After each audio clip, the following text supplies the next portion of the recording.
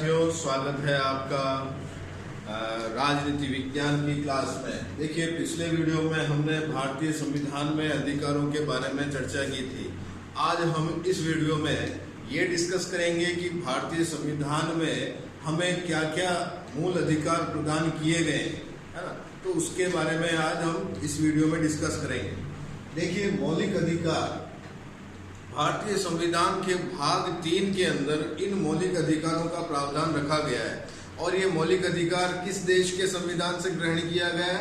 America के संविधान से ये ग्रहण किए गए।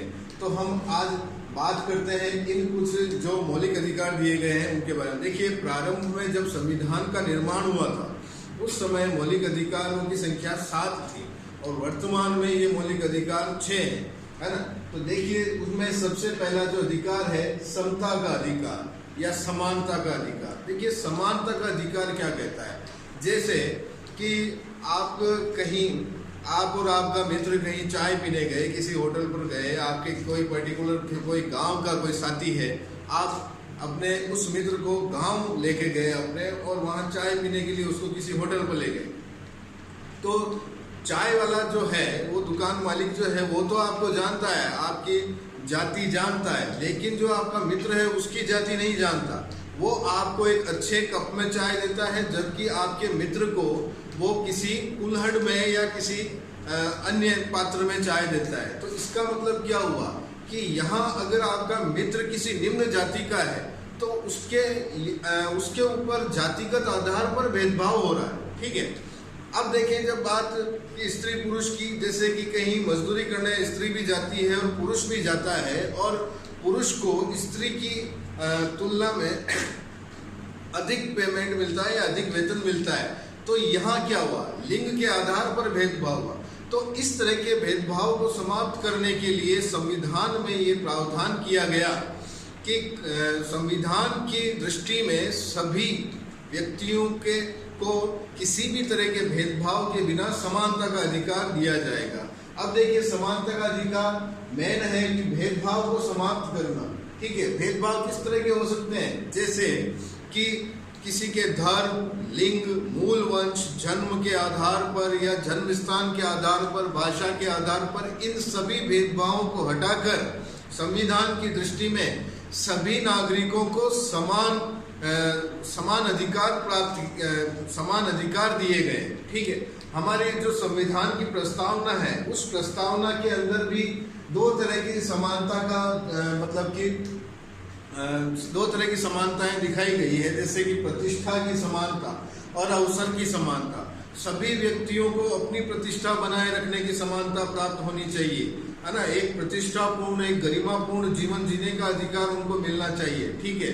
और अवसर की समानता, सभी व्यक्तियों को अपने पसंद का रोजगार चुनने की समानता प्राप्त होनी चाहिए।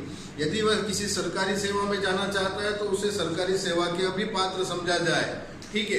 तो यहाँ उनके साथ किसी तरह का भेदभाव न होना चाहिए। जो अभी मैंने आपको आधार बताए थे, जैसे कि धर्म, लिंग, मूल वंश, जन्म स्थान या भाषागत आधार पर कोई तरह का कोई डिस्क्रिमिनेशन या भेदभाव नहीं होना चाहिए।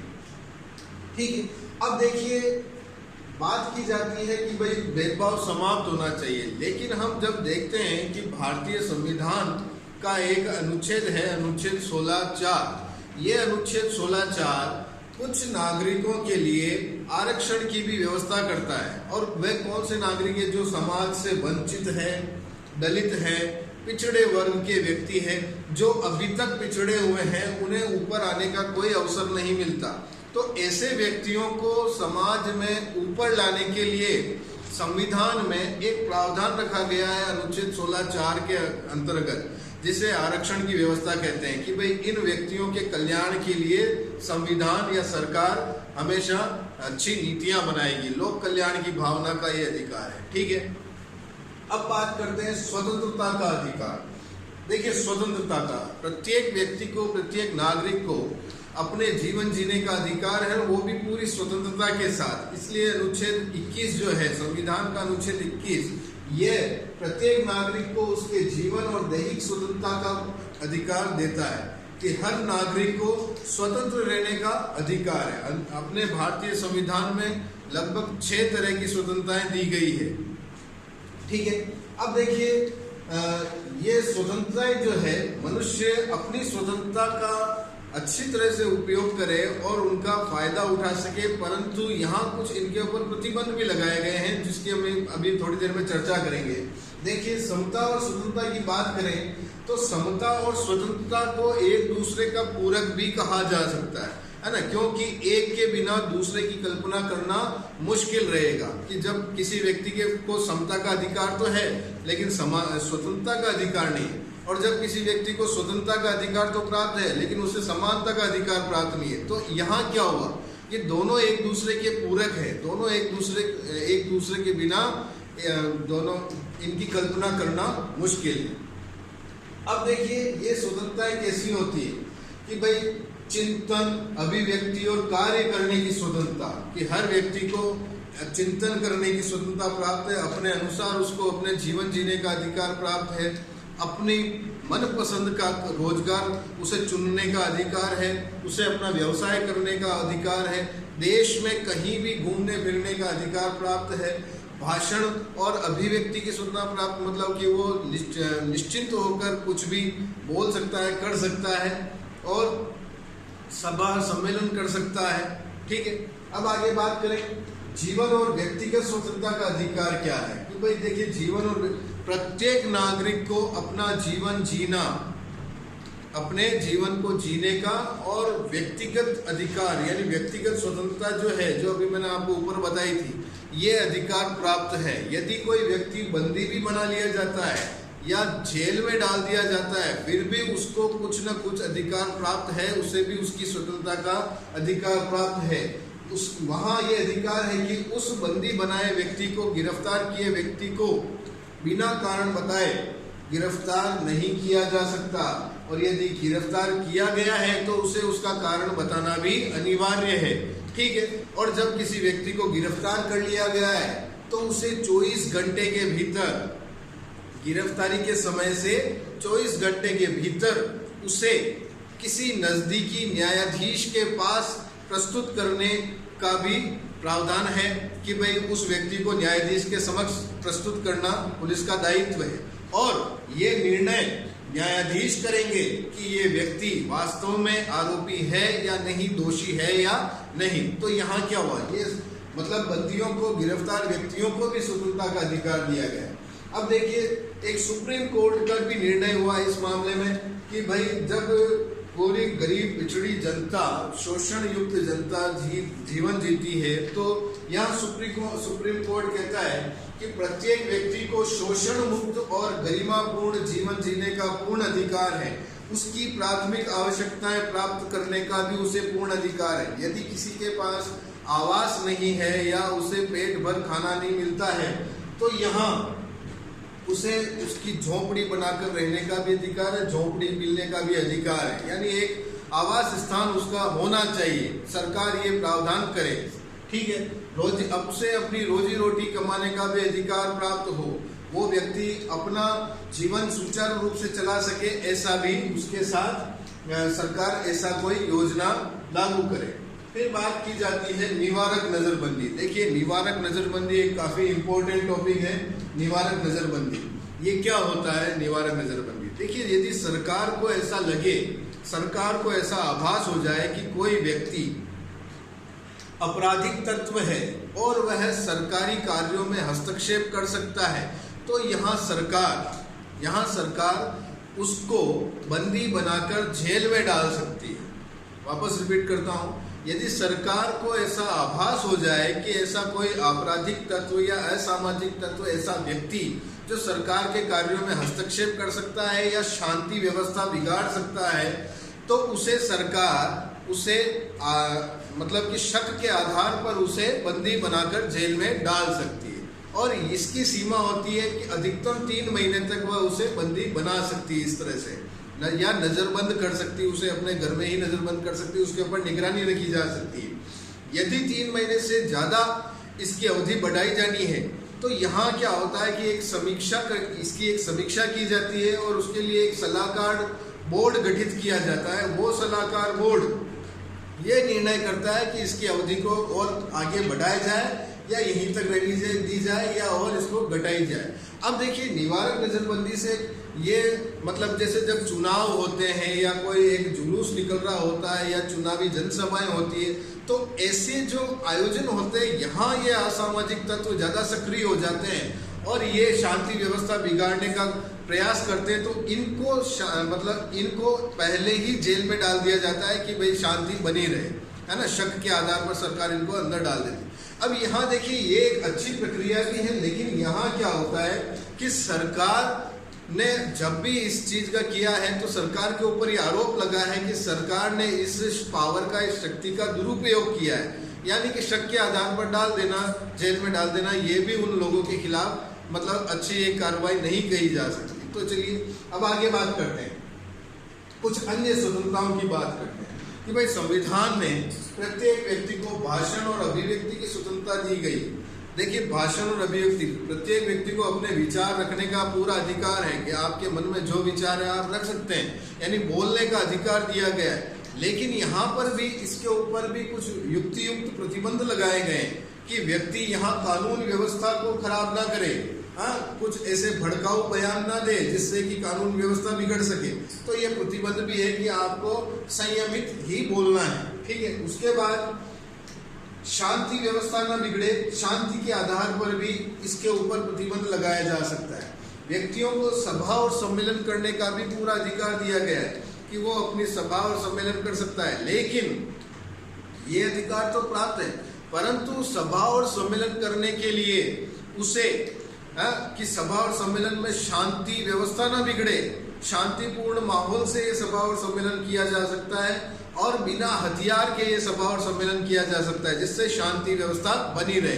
तो यहाँ कुछ युक्त प्रतिबंध कुछ स्वतंत्रताओं पर लगाए भी जाते हैं। अब देखिए, आरोपी या अभियुक्त के भी कुछ अधिकार हैं कि किसी व्यक्ति को, जैसे मैंने अभी आपको ऊपर बताया था कि जैसे किसी व्यक्ति को गिरफ्तार कर लिया गया है तो उसके भी कुछ अधिकार हैं गिरफ्तार होने वाले व्यक्ति के, जैसे कि उसे जैसे 3 तरह के अधिकार दिए गए हैं कि पहला अधिकार कि यदि किसी अपराधी ने अपराध किया है तो एक ही तरह के अपराध के लिए उसे एक बार से ज्यादा सजा नहीं दी जा सकती, ठीक है।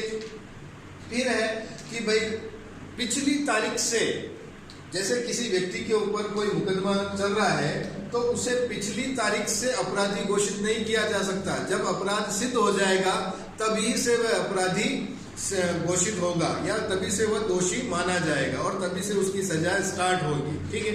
फिर उसके बाद तीसरा है अधिकार कि उस व्यक्ति को, गिरफ्तार व्यक्ति को किसी दबाव में न डाला जाए कि वह खुद अपने खिलाफ कोई गवाही दे दे या साक्ष्य प्रस्तुत करे, यानी उसे किसी तरह का दबाव नहीं डाला जाए, वो दबाव से मुक्त हो, ठीक है। उसे अपने विरुद्ध गवाही देने का अधिकार भी नहीं है, ठीक। अब बात करें शोषण के विरुद्ध अधिकार। देखिए, शोषण, जब किसी व्यक्ति को उसकी इच्छा के विरुद्ध उसको किसी कार्य को सौंपा जाता है और उससे जबरन ये वो कार्य कराया जाता है तो इसे शोषण कहा जाता है, ठीक है। जैसे कि भाई के पिछले प्राचीन समय में जो जमींदारी व्यवस्था थी उसके अंदर मजदूरों को पकड़ पकड़ के रखा जाता था, उनको बांध के रखा जाता था, उनको बंधुआ मजदूर कहते थे और उनसे जबरन वो कार्य कराए जाते थे, बेगार करवाए जाते थे। उनको उन कार्य का पेमेंट भी नहीं मिलता था, उनको उनका वेतन भी नहीं मिलता था और उनको सिर्फ उनका जीवन चलता रहे इसलिए उनको अन्न और पानी मिल जाता था, बाकी उन्हें और कोई अधिकार नहीं होता था, बस खाना है और उनको वो कार्य करना है। तो जो संविधान के अंदर जब संविधान निर्माताओं को लगा कि ये व्यवस्था, इसमें बदलाव होना चाहिए, तो जब जमींदारी उन्मूलन कानून आया उसके बाद ये बेगारी व्यवस्था, इस बंधुआ मजदूरी को भी जड़ से समाप्त कर दिया गया और सभी को शोषण मुक्त जीवन जीने का अधिकार दिया गया। फिर देखिए, एक प्रथा थी पहले, दास प्रथा की, व्यक्तियों को पकड़ पकड़ कर बेच दिया जाता था, उन्हें दास बना दिया जाता था, तो ये व्यवस्था भी समाप्त की गई। एक व्यवस्था और कानून में बनाई गई कि यदि कोई व्यक्ति, कोई बच्चा 14 वर्ष से कम उम्र का है या 14 वर्ष तक का है तो उसे भी किसी खतरनाक कार्यों में मजदूरी पर नहीं लगाया जा सकता, है ना, कि उसे भी सार्वजनिक जो जैसे चाय की दुकानें या होटलें और कोई जैसे कि भाई विस्फोटक बनाने वाले कारखाने हुए, चूड़ी उद्योग, ऐसे जो मतलब कि ऐसे जो कह सकते हैं कि ऐसे खतरनाक जो उद्योग है वहाँ 14 वर्ष तक के बच्चों को काम पे नहीं लगाया जा सकता, उन्हें शोषण मुक्त जीवन जीने का अधिकार दिया गया। फिर बात करें धार्मिक स्वतंत्रता की। देखिए धार्मिक स्वतंत्रता, हमारा भारत देश इतना विशाल देश है, यहाँ कई तरह के धर्म प्रचलित है, इसलिए हमारे देश को एक धर्मनिरपेक्ष राष्ट्र कहा जाता है ना। सभी धर्मों के व्यक्ति आपस में मिलजुल कर रहते हैं। तो यहाँ उन धार्मिक स्वतंत्रताओं को बनाए रखने का भी अधिकार दिया गया है कि व्यक्ति को अपने पसंद का धर्म का पालन करने का पूरा अधिकार है, उस धर्म का प्रचार करने का पूरा अधिकार है, धर्मानुसार आचरण करने का पूरा अधिकार है। ये सारे अधिकार भी धर्म के अनुसार दिए गए।